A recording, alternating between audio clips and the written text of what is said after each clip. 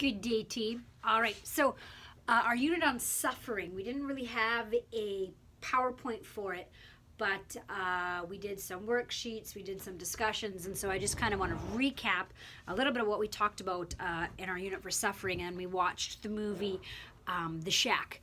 So if we're talking about Christianity and suffering, as accepting that suffering is a part of life, and that Jesus kind of shows us, like, how is it that we enter suffering, and in Christianity, contrary to the world, our world teaches, like, let's do everything in our whole, like, being to try to not suffer. So distract yourself with everything. And also in our world of completely analysis, of that's like understand everything and be able to have an answer for every single question.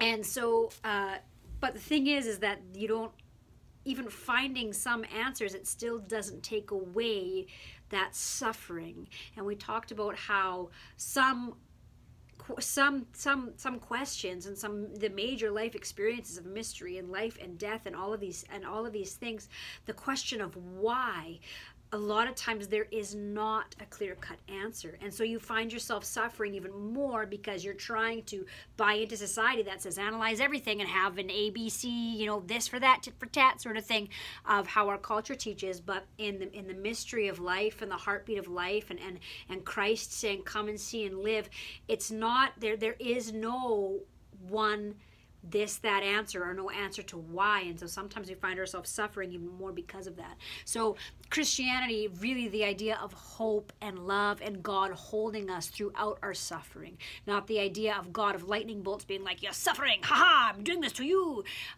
but the idea of how God is always holding us throughout our suffering. Like they said in The Shack, that God doesn't orchestrate the tragedies, but God can bring beauty from everything in life, absolutely everything. And that's the Christian faith within suffering. And so one of the Bible quotes that we looked at was from the Gospel of John, and it says, what has come into being in him was life, and the life was the light of all people. The light shines in the darkness, and the darkness did not overcome it. And so that's the faith, that in Christ, that in aligning ourselves with this heartbeat of life, that the darkness cannot overcome the light, that the light will always shine in the darkness. And we talked about Jesus showing us sort of how to suffer. So if you look at Jesus on the cross isn't saying, let's get these guys revenge, and nor is he saying, oh, woe is me, but showing this completely different way, the truth, the life. So you find life not in being the forgiving victim. Forgive them, Father, for they know not what they do. Forgiving life circumstances, and then being able to move forth by not holding on to anger. And so Jesus shows us how do you suffer? How do you walk through that suffering and still be a healing presence in our world, healing others and healing yourselves. If you do not transform your pain, you will transmit it.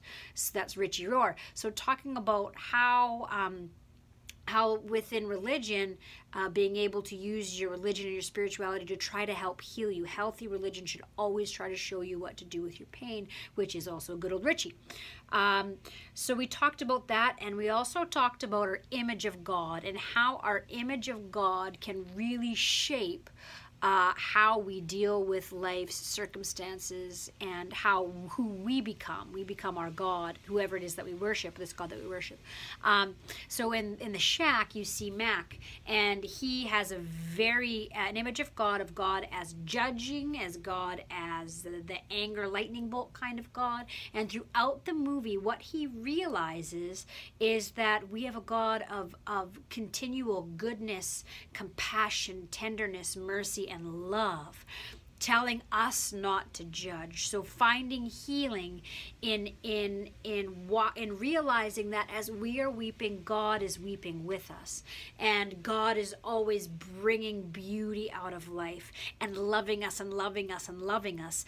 And then once we recognize this, it can our faith is what helps us to pull through suffering, to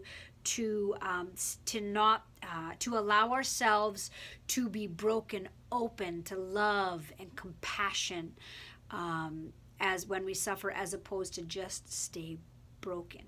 And so there's the image of God, there's allowing us to suffer, there's forgiveness, there is like allowing ourselves to enter our suffering and not to try to just push it away or push it on to somebody else.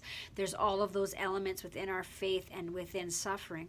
And so when we see suffering in our world, then we go away from blame, and we just embrace that we are the hands and the feet of Christ. And so we pray as if everything depends on God, and act as if everything depends on us, because we are the hands and feet of Christ in our world. So how we respond to suffering. So I think those were the major elements that we talked about in the suffering unit.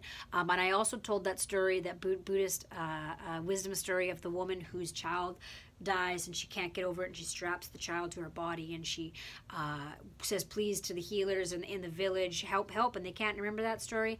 And then she goes up this mountain and she finds this healer, and he says, I can help you, but what you need to do is you need to bring me this certain seed from a house that has never known suffering. And so she goes there and she says okay, and so she goes house to house to house to house. Have you ever known suffering? And each house shares their story with her of suffering, because of course everybody has a known suffering. And so in the end, she doesn't have to go back to the person, because she's shared in these stories, in this heartbeat of love and life, that she finds that she doesn't need to go back there, but she can bury her child, because she has found this connection and this love within our suffering.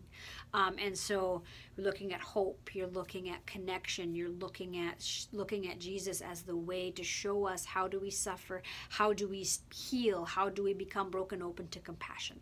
So there's our unit on suffering, kind of broken down into 7 minutes and some, so that can help you with preparing for the final. Grace and peace, you guys.